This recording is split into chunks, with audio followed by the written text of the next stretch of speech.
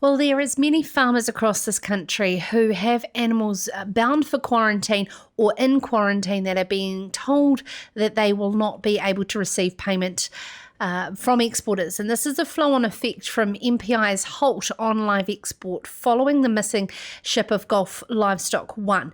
And of course, an independent inquiry is underway and many questions are on the table. But of course, there's a sense of urgency, yet a sense to get it right. Joining us now is one of the experienced livestock exporters, Brent Wallace, who joins us now from Arrowtown. Good evening, Brent. Thank you for taking the time to join us and share both your experience as well as your concerns. Firstly, let's start with your experience. You're from Gore originally. Tell our audience a bit about your background within this industry.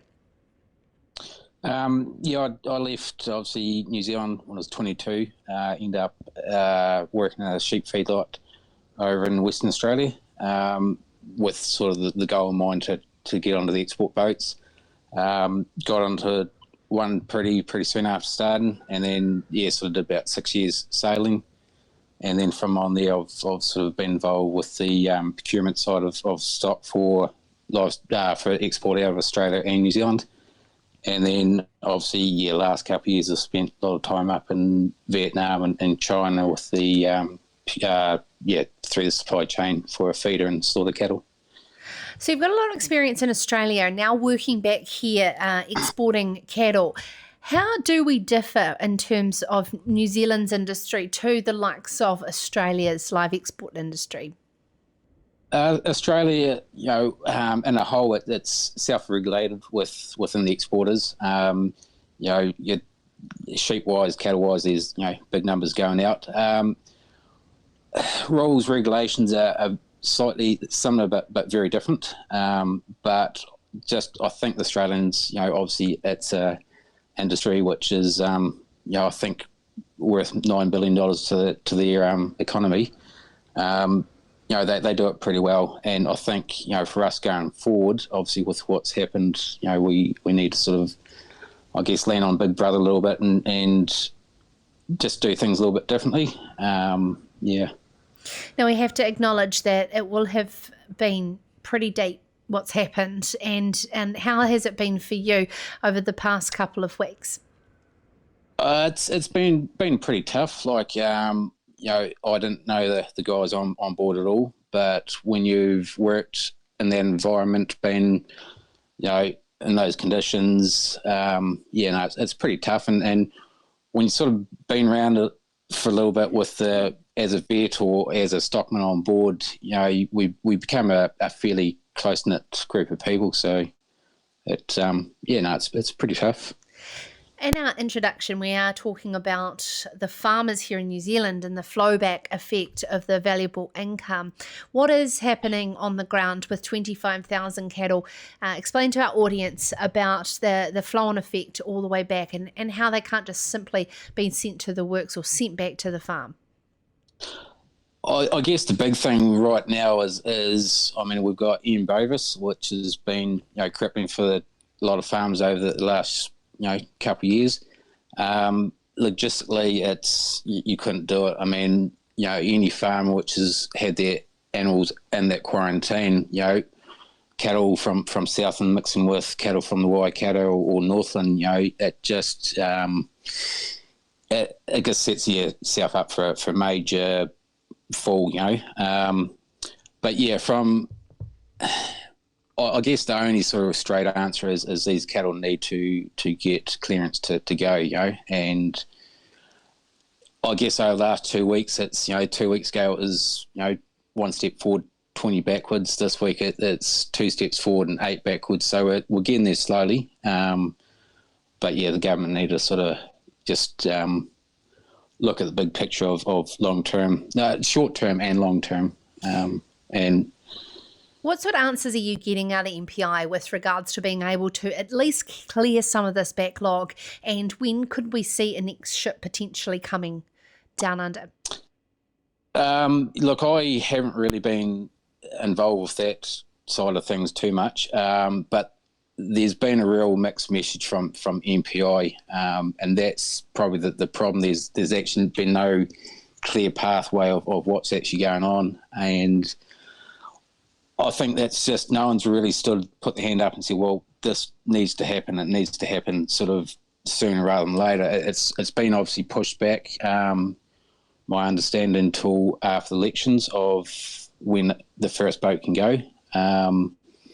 But yeah, still not 100% in stone sort of thing. No surprises there. I don't really want to deal with it leading into an election.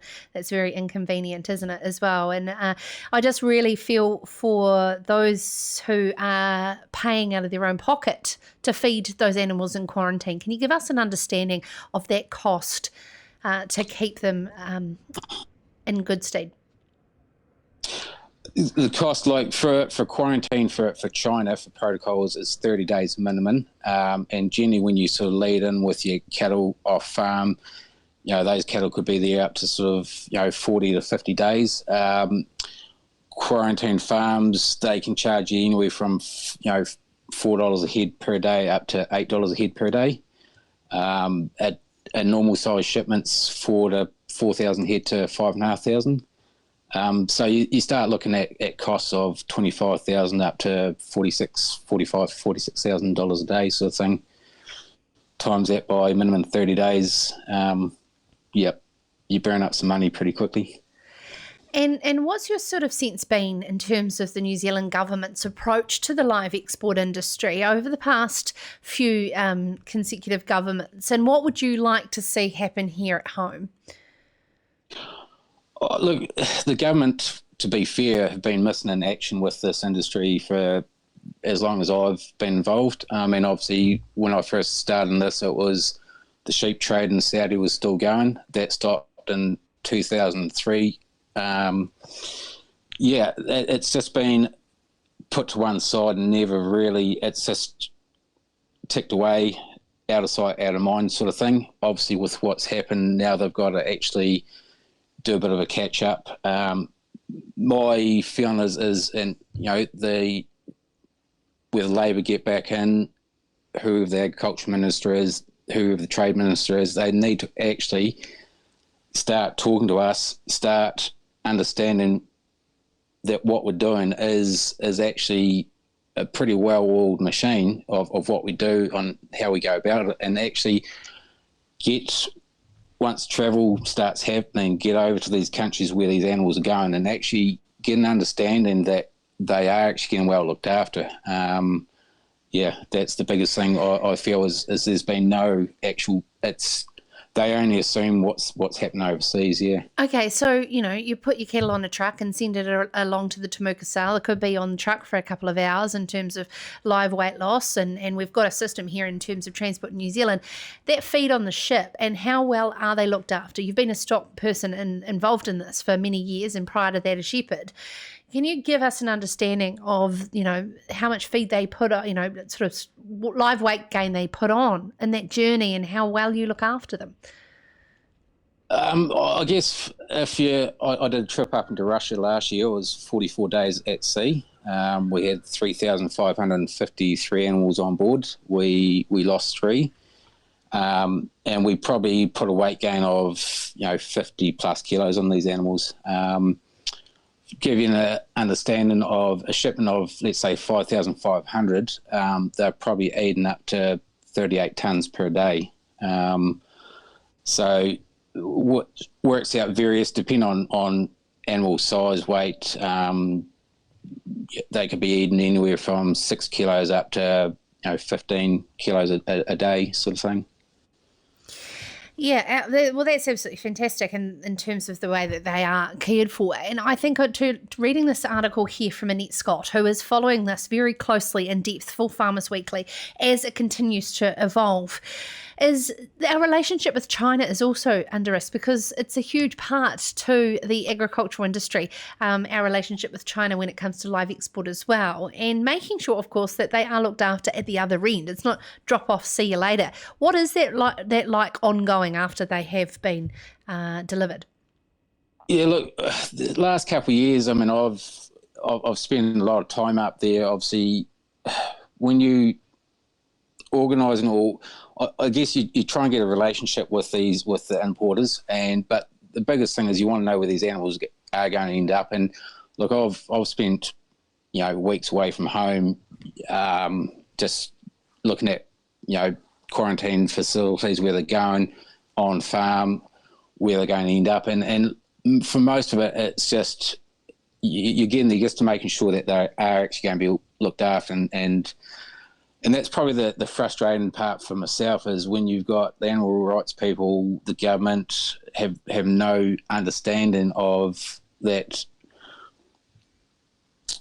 You've got to look at these animals of their value, of what the Chinese are paying, and it's not some backyard farmer which wants 5 or 10 heifers to milk for their family, and they are going into well set up farms, and I guess when you look at production wise, when you take an animal out of New Zealand herd, you get it up into China, and over time those animals are producing milk solids 2, 3 times more than what they do here in New Zealand. I think it's fairly good indication how well they're getting looked after, and I mean, with anyone with a bit of stock knowledge will understand, one, comes down to feed, and second, if the animals aren't happy within the environment, there's no way they're going to produce that sort of production level up there. So that's, I guess, without painting a big picture, that's the guts of it, really.